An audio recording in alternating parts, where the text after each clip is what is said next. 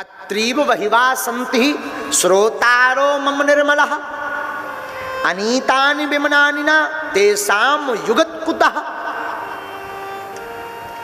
गोकर्ण जी ने भगवान श्री हरि के पार्षदों को प्रणाम करके कहा कि भागवत तो हजारों श्रोताओं ने सुनी, फिर वीआईपी कल्चर का ये पुष्पक विमान केवल धुंधकारी के लिए स्पेशल क्यों आया।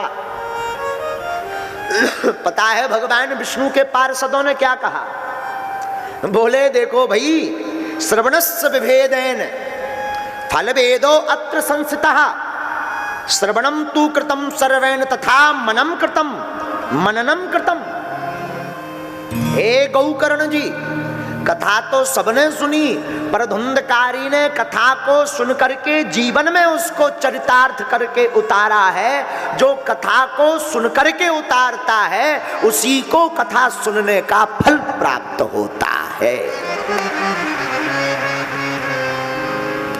पुनः कथा प्रारंभ हुई। कथा का नियम क्या है? जो भी श्रोता कथा सुने, तो कल बताया था कि 7 दिन तक पहले आरती के आ जाए, सबसे बाद में जावे। गोपाल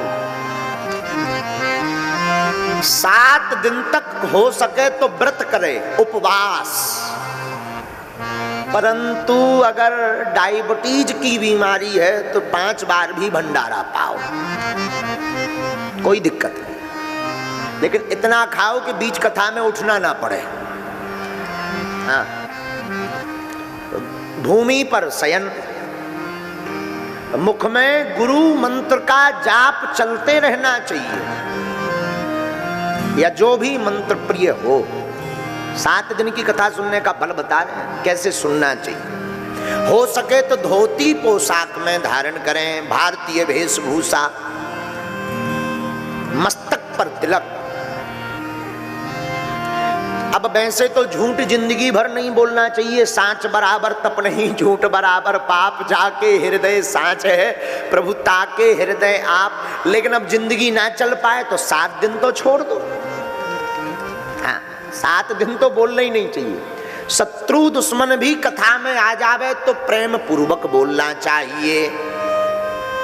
भोजनम तुम ब्रह्मण्ये कथा श्रवण कार्यकम नोपवासो वरः प्रोक्तः कथा विघ्न करो यदि।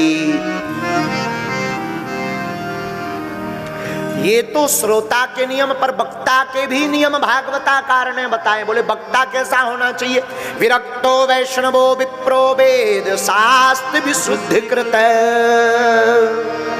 दृष्टांत कुशलो धीरा वक्ता कार्यो निष्प्रहा।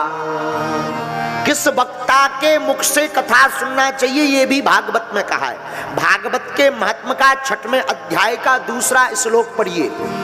विरक्तो वैष्णवो विप्रो वेद शास्त्र विशुद्ध कृत दृष्टांत कुशलो धीरा वक्ता कार्यो निष्प्रहा। जिस वक्ता कथावाचक के मुख से कथा सुनो वो पहला तो विरक्त होना चाहिए, लालची ज्यादा नहीं। संतोषम परमम सुखम, जितना मिल जाए उसी में संतुष्टि करें, तो पहला तो विरक्त। दूसरा वैष्णवो, वैष्णव होना चाहिए। सबके मुंह से कथा नहीं सुननी चाहिए, ना ना ना ना, उल्टा सबके मुंह से कथा सुनने से अगर वो वैष्णव नहीं है, भगवान श्री हरि का उपासक नहीं है, तो हमारे तुम्हारे पुण्य छीन हो जाते हैं। पाप नहीं पुण्य। वैष्णव हो। अच्छा, वैष्णव किसे कहते? भगवान श्री हरि का उपासक, मस्तक पर प्रतिदिन तिलक लगाता हो, शिखा रखता हो, हमेशा चोटी शिखा जिसे कहते हैं, शिखा रखता हो, यज्ञोपवीत धारण करता हो। ब्रह्मास्त्र है ये, यज्ञोपवीत धारण करता हो, और कंठ में तुलसी की माला धारण करता हो, भगवान विष्णु का उपासक हो, रामचंद्र जी का उपासक हो, ऐसे व्यक्ति को वैष्णव कहा जाता है। ऐसे वक्ता के मुख से कथा सुननी चाहिए। ब्राह्मणों के लिए करबद्ध निवेदन है, जितने भी ब्राह्मण यहाँ बैठे हुए हैं, भूदेवो आप जगो, आप पृथ्वी के देवता हो। ब्राह्मण का मस्तक बिना तिलक के दर्शन करने से चांडाल समान होता है।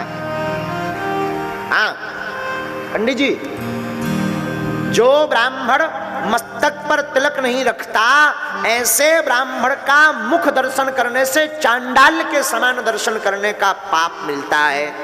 फिर सूर्य भगवान को अर्घ देने से उस दोष से मुक्ति होती है। तो बोले कौन ब्राह्मण? वैष्णवो। फिर विप्रो, ब्राह्मण हो विप्र, जिसके मुख से कथा सुनो। विप्र का अर्थ ब्रह्म जानेति ब्राह्मणः, गुरु परंपरानु अंतर्गत। भाई जो स्वयं भोपाल ना गया हो वो तुम्हें क्या बताएगा कि भोपाल चले जाओ, बीच में विदिशा मिलेगा कि क्या मिलेगा।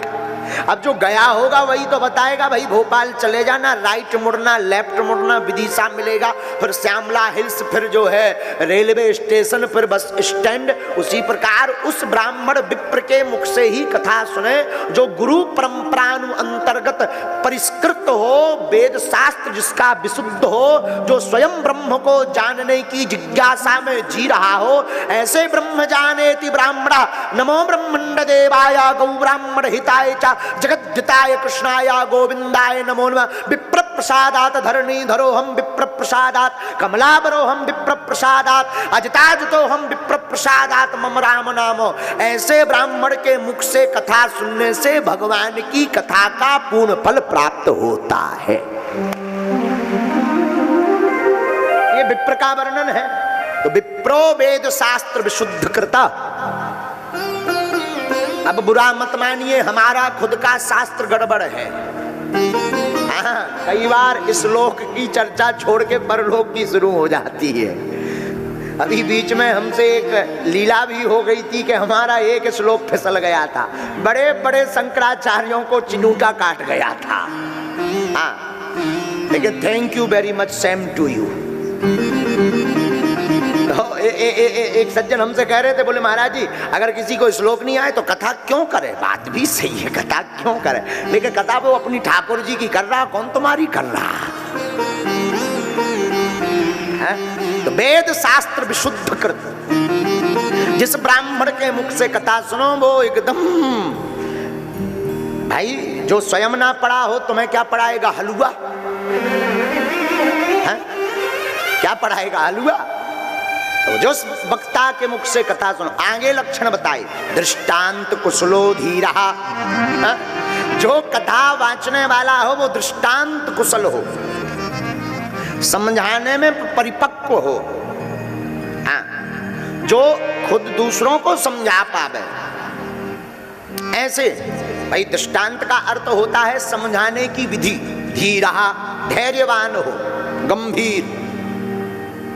वक्ता कार्योति निष्प्रहा, जो जिसकी वाणी एकदम स्पष्ट, शास्त्र सम्मत, सनातनीय वैदिक परंपरा हिंदुत्व रीति को जगाने वाली हो। ऐसे वक्ता के मुख से कथा सुनने पर ही भगवान की कथा का सुनने का फल प्राप्त होता है। ये नियम वक्ता के बताए।